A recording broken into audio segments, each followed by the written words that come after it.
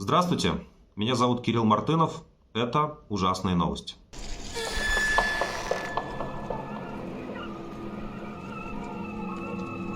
Российские власти на уровне министра обороны Шойгу заявляют о том, что якобы та самая пресловутая частичная мобилизация в Российской Федерации официально запрещена. С одной стороны, все ждали указа Владимира Путина об этом, а с другой стороны говорят, что, в общем, на самом деле это как-то не очень обязательно, что можно завершить вроде как и без указа. Но большой веры во всю эту ситуацию, мне кажется, ни у кого нету, потому что очевидно, что вся эта мобилизация, мало того, что была там безумной и незаконной, и проходила с огромным количеством нарушений, всем очевидно, что по большому счету они могут взять и начать вторую волну мобилизации в любой момент времени, возможно, дождавшись, когда, сбежавшие в Казахстан айтишники и другие хорошие люди просто решат, что находиться в России теперь безопасно и вернуться домой. Конечно, все люди, которые от этой войны бегут в разные стороны и от мобилизации, они домой вернуться мечтают. Мне кажется, что с политической точки зрения здесь основная вещь, связанная с мобилизацией, заключается в том, что власти увидели, что она предельно непопулярна. Я думаю, что Путин и многие пытались вообще в целом отговаривать все эти месяцы от проведения мобилизации.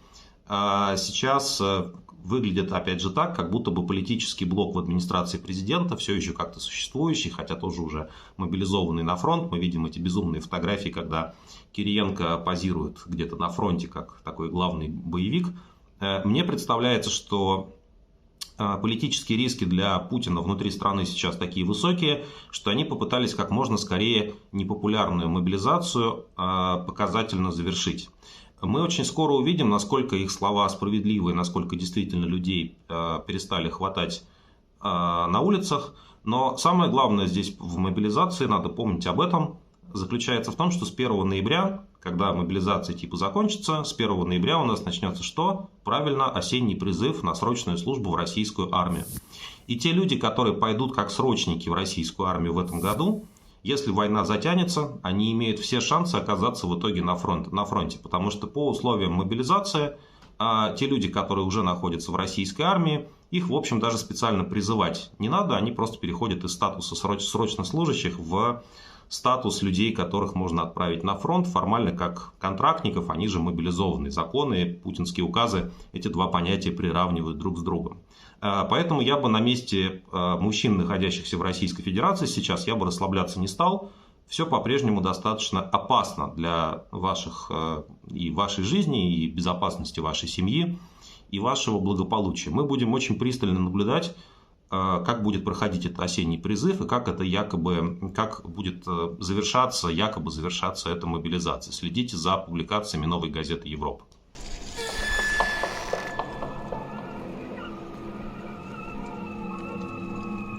Есть известный анекдот, известная история про хорошего полицейского и плохого полицейского. Один из них там предлагает тебе покурить, гладит тебя по голове практически, спрашивает, как дела у семьи, другой тебя там пытает, угрожает и заставляет тебя бояться, и в конечном итоге ты доброму полицейскому должен все рассказать. Известная методика, много где работающая. Уникальность нынешней российской ситуации заключается в том, что Путин пытается играть обе эти роли одновременно, потому что просто второго полицейского-то по большому счету и нету. Да? Вся российская политическая система свелась к этому одному телу 70-летнему, и вот именно это 70-летнее тело пытается на одной неделе, как это произошло сейчас, одновременно быть злым, страшным и угрожать всему миру, и одновременно быть таким своего рода миротворцем, культурологом, человеком, который, рассказывает нам про какие-то вечные ценности. Сейчас у нас идет горячая война, сейчас вся российская экономика переходит на эти рельсы, и сходить с них будет очень тяжело. Но на этом роль плохого полицейского, злого полицейского не заканчивается, потому что также на этой неделе Путин показательно провел очередные ядерные учения, уже вторые в этом году. Первый он провел еще до начала войны, пытаясь тем самым еще раз показать серьезность своих намерений. Тогда в основном никто не верил, что такое безумие может овладеть российскими властями. Все говорили, что они просто пугают, что никакой такой большой войны, по крайней мере, не будет. Ядерное учение, полигон на Камчатке, отработка нанесения массированного ядерного удара в ответ на ядерные действия, нападения вероятного противника, ну то есть в данном случае, понятно, блока НАТО. Естественно, военные всего мира за этим следили. Естественно, месседж здесь очень понятный. Значит, если вы нас доведете, то мы устроим ядерную войну. Это то, что российские власти в течение последних месяцев говорят. Опять же, никто не верит, что они настолько сумасшедшие. Но мы прекрасно знаем, что они каждый раз нас в этом вопросе уровня своего безумия удивляют. А с другой стороны, тот же самый Путин на Валдайском форуме, это такая была раньше международная площадка, да, где были международные эксперты, где российские чиновники, российские власти обсуждали перспективы развития страны. Сейчас эта площадка очень сильно сжалась, там практически нету независимых журналистов, там нету западных журналистов, там очень ограниченный список экспертов. Туда приехали те люди, которые еще готовы с Путиным разговаривать. В основном это представители азиатских и африканских стран. Ничего против них не имею, да, но понятно, что это те люди, которые в принципе еще думают, что Путин может вообще каким-то образом нормально разговаривать, что участие в таких площадках, как Валдайский форум, имеет какой-то смысл для их страны, для их общества. И вот на этом Валдайском форуме Путин произнес довольно длинную речь, потом еще больше отвечал на вопросы, по-моему, всего это почти 2 часа длилось, в которой он рассказал про то, что на самом деле все, чем когда-либо занималась Российская Федерация, это стремление к миру. Путин очень долго рассказывал, что на самом деле просто есть разные цивилизации. Есть цивилизация, где есть права человека, добавляют себя. Есть цивилизации, где, значит, всех там сажают в тюрьму или травят, как Навального, как хотят. Есть цивилизация, которая уважает права собственности. Есть такие цивилизации, где все деньги принадлежат, все ресурсы принадлежат друзьям президента. Ну и дальше по списку, да.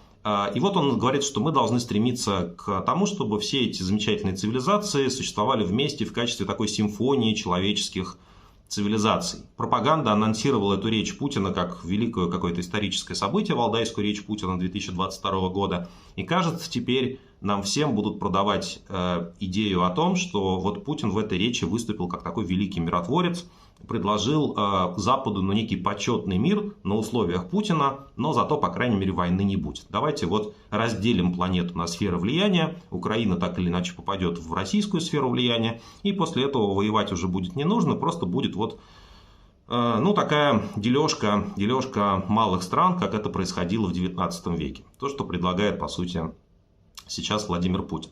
Я не уверен, что Путина кто-то видит в качестве миротворца в мире, потому что, в общем, доверия этому человеку ни у кого нету.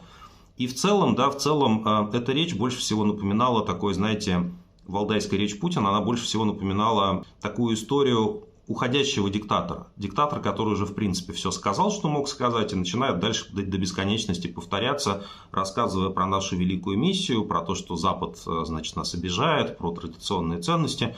Мы, на самом деле, многих диктаторов на эту тему уже слышали. Мы слышали Каддафи, то же самое примерно говорил Саддам Хусейн, то же самое говорят иранские аятоллы, несмотря на то, что они Хусейна ненавидели. И много-много еще диктаторов в разных частях мира говорят примерно одно и то же. Они могут, в принципе, это годами и десятилетиями говорить, но это уже никто не воспринимает всерьез.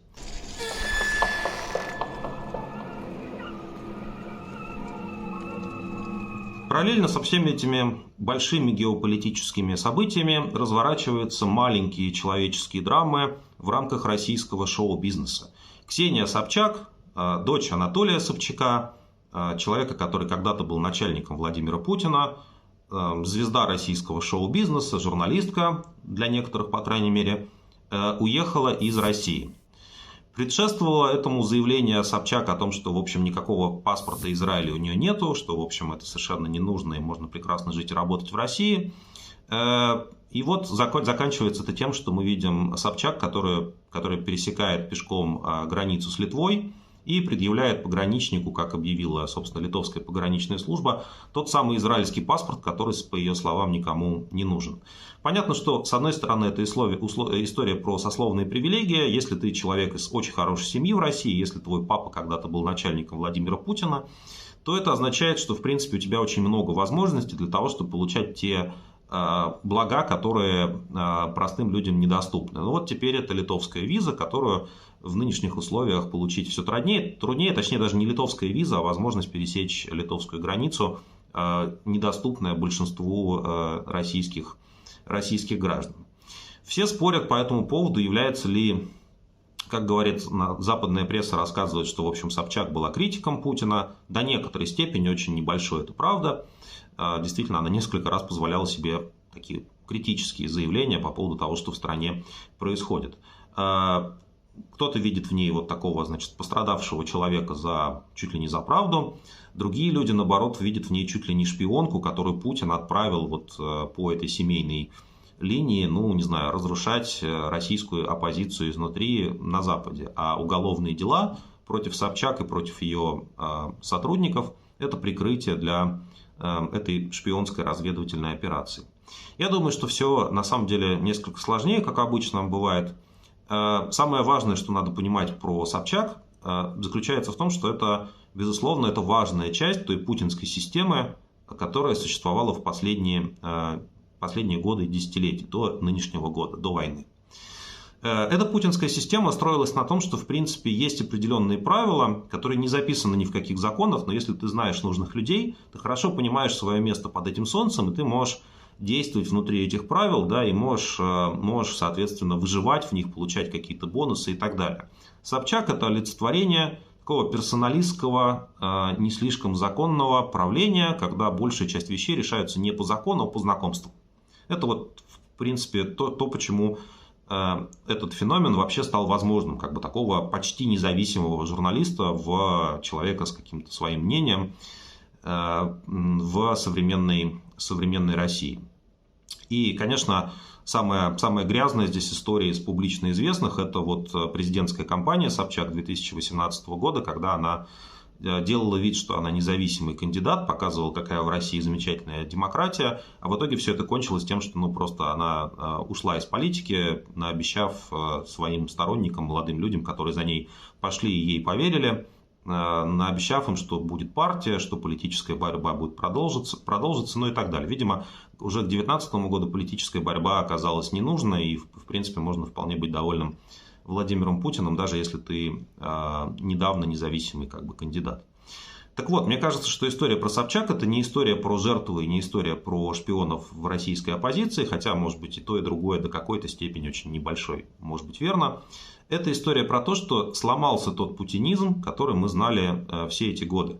Те правила, которые были понятны Собчак и по которым она могла играть, и внутри которых она была победительницей, они, по всей видимости, сломались. То общество, которое было в том числе с ее участием построено в рамках развитого путинизма, оно рухнуло.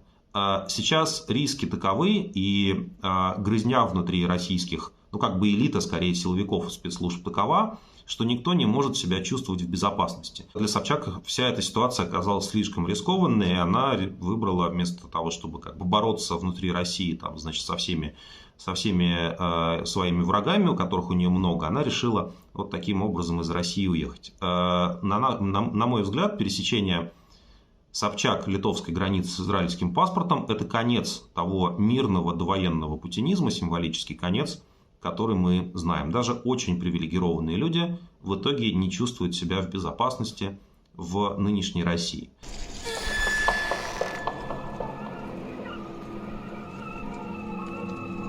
Карьера Антона Красовского, которая столь странным образом вроде бы подошла к концу, или пока нет еще, но, по крайней мере, он вроде бы больше не выходит в эфиры на Арти после своей знаменитой фразы о том, что, значит, детей в Украине нужно топить. Прям топить таких надо было в Тысыне. Прям вот там, где плыны кача. Вот прям топить этих детей, топить. Это не прям ваш в метод. Тысыне. Это не ваш метод, поэтому вы интеллигентные люди, писатели-фантасты. А это наш метод. Вот прям Перевоспитывать. Ситуация была здесь ровно такая, потому что, на самом деле, судя по всему, на Красовского просто кто-то донес очень высоко наверх, что вот такой неприятный человек, открытый гей, он рассуждает про патриотизм и родину за большие деньги на госканале. А дети эти стали, на которых, конечно, пропаганде плевать, они стали просто поводом для того, чтобы раз кто-то, кто хочет быть на месте Красовского, с ним расправился. Это те новые правила, которые военный путинизм 22 года, образца 22 года создает для всех тех, кто пытается в России заниматься какой-то публичной деятельностью.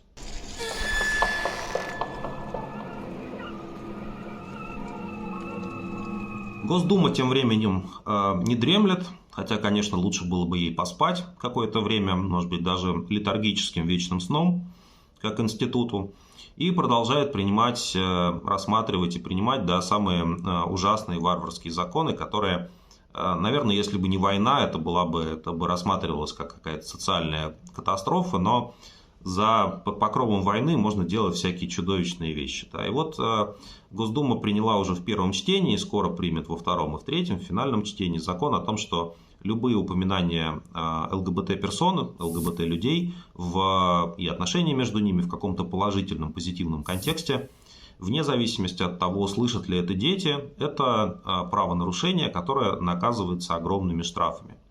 Мы уже говорили о том, что нас будут таким образом разорять. Да, конечно, под огромным ударом находятся те активисты и остатки независимых журналистов, которые находятся в России. Обычные люди тоже будут страдать, если вы скажете, что вот у меня есть знакомый, там, не знаю, друг гей, и он, в общем, обычный человек, и ничего плохого про него сказать не могу, и не понимаю, почему ему нужно что-то запрещать, если он любит другого такого же человека с такими же, в общем, предпочтениями. В чем проблема? Если вы это скажете, вам могут дать штраф в сотни тысяч рублей. Ну и в целом, да, поэтому российское общество, оно должно вот как-то так скукожиться вокруг вот этого фашизма, да, оно должно понимать, что есть вещи, которые в принципе не обсуждаемы, что не только там Путина нельзя публично критиковать, не только нельзя называть войну войной по-прежнему, самому Путину, кстати, можно, а вам нельзя, потому что на Валдайском форуме он именно про войну один раз, по крайней мере, сказал. Ну так вот, а еще и, в общем, нельзя иметь какие-то отличные взгляды на сексуальную идентичность, сексуальные отношения, отличные от того курса, который прямо сейчас принят в правительстве и утвержден Государственной Думой. Это очень серьезное поражение российского общества, даже на фоне войны оно хорошо заметно, и оно приведет, к сожалению, к огромному количеству просто горя, да, в таком средневеково-талибанском каком-то талибском ключе, которое на наше российское общество сейчас падает. Вместо того, чтобы изучать эмпатию и понимать, что другие люди заслуживают счастья и свободы так же, как мы этого заслуживаем, так же, как мы этого хотим, российское правительство и российские депутаты предлагают абсолютно фашистские правила игры. Все те, кто не похож на депутата Госдумы, они должны быть подавлены, уничтожены. Им нужно заткнуть рот, они должны быть в подполье. Что очень важно, что Госдума проголосовала в первом чтении за этот законопроект про запрету пропаганды ЛГБТ единогласно. То есть в нынешней Госдуме даже не по поводу войны, а по поводу просто социальной свободы не нашлось ни одного честного человека, который хотя бы воздержался. В принципе, наверное, от депутатов Госдумы никто уже другого не ждет, потому что, хотя там и заседают, например, фракции, так называемые новые люди, как-то внутри, если так поскрести немного нового человека, там внутри сидит какое-то чучело или мумия Владимира Вольфовича Жириновского.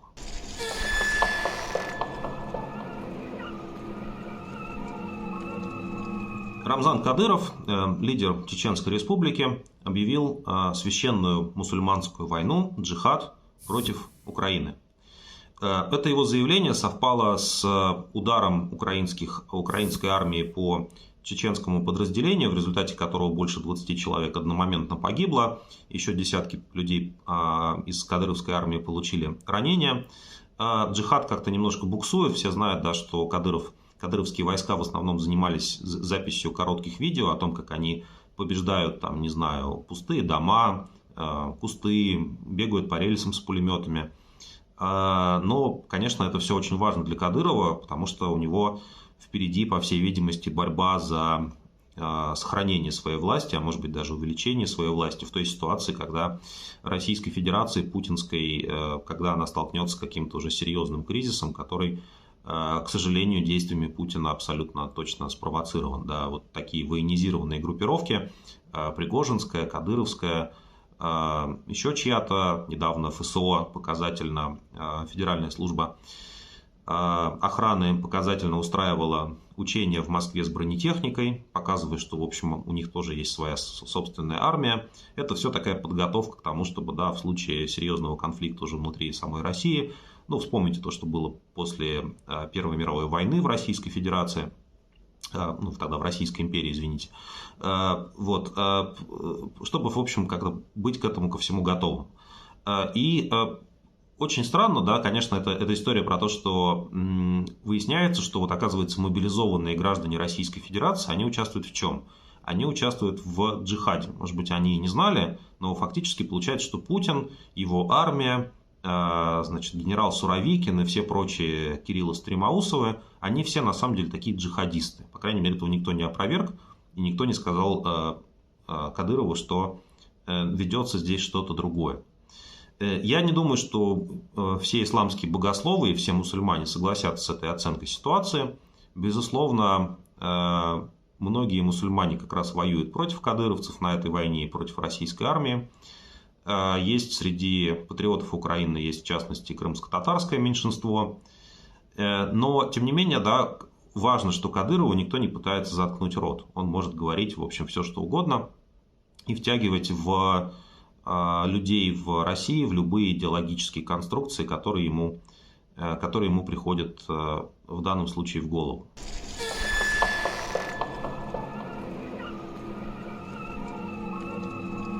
Ну и в российском образовании, как обычно, в последние месяцы уже происходят чудесные события. С одной стороны, факультет журналистики Московского университета, как я предполагаю, отвечая на патриотический запал Высшей школы экономики. Эти два университета конкурируют друг с другом за то, кто из них более патриотичен теперь. Это теперь такой KPI, целевые показатели для российского образования. Так вот, журфак МГУ заявил о том, что у них теперь студенты будут специализироваться на военной журналистике. Раньше они специализировались на социальной журналистике, на политической журналистике, на расследовательской журналистике, на лайфстайл и гламурной журналистике. Теперь все эти вещи не очень актуальны, расследовать нам нечего, потому что Россия велика и прекрасна, политической журналистики нету, потому что нет никакой политики, социальных проблем в России тоже не осталось, не считая вот необходимости срочно реконструировать уничтоженной российской армией Мариуполь. И поэтому единственное, что нам остается, как студентам журфака, что им остается, это специализироваться на то, чтобы описывать войну. Я думаю, что в каком-то смысле слова это очень честно и правильно. Я думаю, что Московский университет, моя альма-матер, таким образом заботится о том, чтобы как можно меньше людей из числа выпускников журфака погибло на фронте. Потому что если ты военкор, то у тебя есть справка о том, что мобилизовывать тебе нельзя, и ты, по крайней мере, на передовой не сидишь, а бегаешь в бронежилетике и снимаешь где-то там на затворках историю о том, как российская армия борется с так называемыми нацистами. Очень выгодная инвестиция, хорошее профессиональное будущее. Вместо журнала, всех, значит, гламурных журналов, на которые выпускники журфака МГУ ориентировались в нулевые годы, типа там GQ какого-нибудь, можно выпускать теперь, значит, вот такие военные обозрения, где и можно себе представить, какая там будет практика, какие будут способы творческой работы у этих замечательных специалистов. Но журфаком МГУ все, конечно, не ограничивается, потому что параллельно, вроде как в российское высшее образование, вводится специальный курс идеологического характера, который будет объяснять, как говорят наши коллеги из «Медузы», он будет объяснять, что Запад загнивает, а у нас, у России, прекрасное будущее. Там уже специальные блоки есть, разные кураторы. Судя по всему, вся эта история тянется как раз к Сергею Владиленовичу Кириенко, почерк его. И мне кажется, что это замечательный такой бег по граблям, потому что до 2017 года в школах Российской империи преподавался идеологический предмет под названием «Закон Божий». Это кончилось тем, что Российская империя рухнула, а церкви сожгли.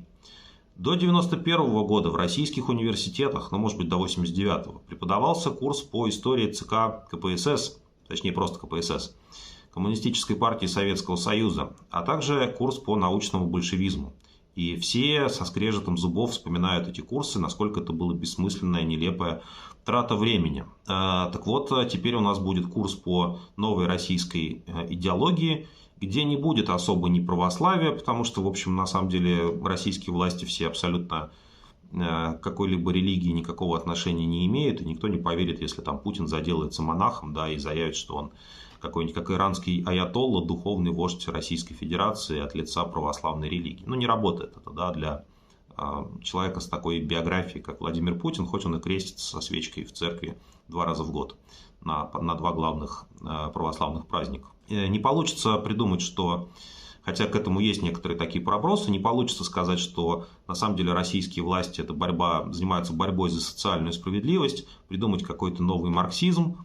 Это учение, которое сейчас должны российским студентам предлагать, оно абсолютно пустое, оно вообще ничего из себя не содержит, просто мы хорошие, а все, кто не мы, все, кто не любит Владимира Путина, все гады. Вот и вся идеология, по большому счету. И нужно, конечно, это российским властям, потому что они вляпались в эту войну, потому что они ее проигрывают, потому что российскому народу, российским гражданам эта война не нужна, и потому что российские граждане в разных возрастных группах начинают задавать и задаются разные странные вопросы. Зачем все это? Зачем вы пошли в эту Украину? Черт бы, что вам дома-то не сиделось? Зачем? Ответа нет уже больше 8 месяцев. Для старших поколений этот ответ усиленно ищет телевизор и бесконечные исторические обращения Владимира Путина.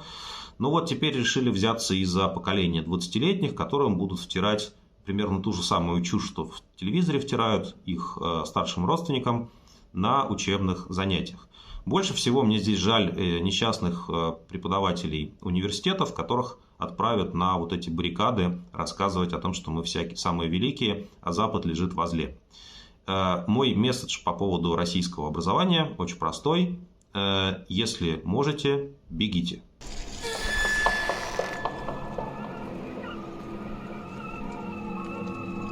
Это был дорожный специальный выпуск ужасных новостей, сделанный с использованием подручных технических средств. Надеюсь, что я скоро вернусь в свою уютную студию к моим замечательным коллегам. Если вам нравится то, что мы делаем, и мы делаем это каждую неделю, и рассказываем вам про главные новости России и войны, и делаем это без всякой цензуры, если вам нравится этот формат, пожалуйста, подпишитесь на наш канал «Новой газеты Европа», читайте наш сайт, поставьте лайк этому видео и напишите комментарий о том, что вы думаете по поводу всего сказанного. До встречи на следующей неделе.